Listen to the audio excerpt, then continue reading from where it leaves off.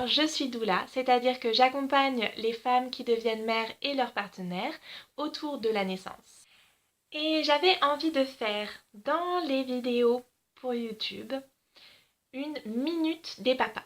Ça va être la minute Karma Papa. Parce que je trouve que on parle toujours de la place des papas, de l'importance des papas, du rôle des papas au moment de la naissance et pendant la grossesse, évidemment. Ils ont pour moi toute leur place, tout le monde dit qu'ils ont toute leur place, mais il y a très peu, voire aucun contenu qui leur est adressé.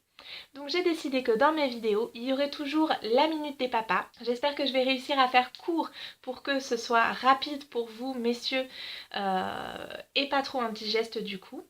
Donc ça, c'est vraiment destiné aux papas. C'est pas vous les mamans, qu'est-ce que vous allez pouvoir dire aux papas, c'est pour les papas. Donc si vous avez un papa, un partenaire à proximité, vous pouvez, hop, lui montrer ce petit minute vidéo juste pour lui.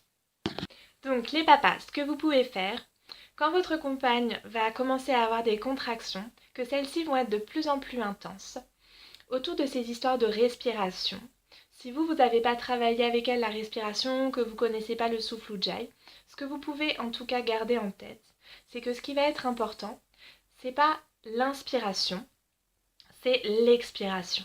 C'est-à-dire que quand votre compagne elle va se mettre à respirer, elle va peut-être avoir tendance à concentrer son effort sur l'inspiration, c'est-à-dire faire...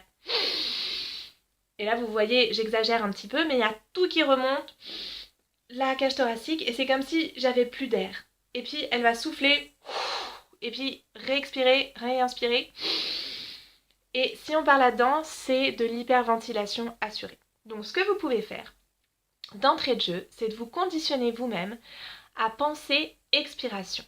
Expiration, expulsion du bébé. C'est simple à retenir, c'est mémotechnique. Donc à chaque fois qu'elle va être dans le... Vous allez pouvoir lui dire, ok, souffle, en fait, et accompagnez vous-même en soufflant à côté d'elle. Donc en faisant bien...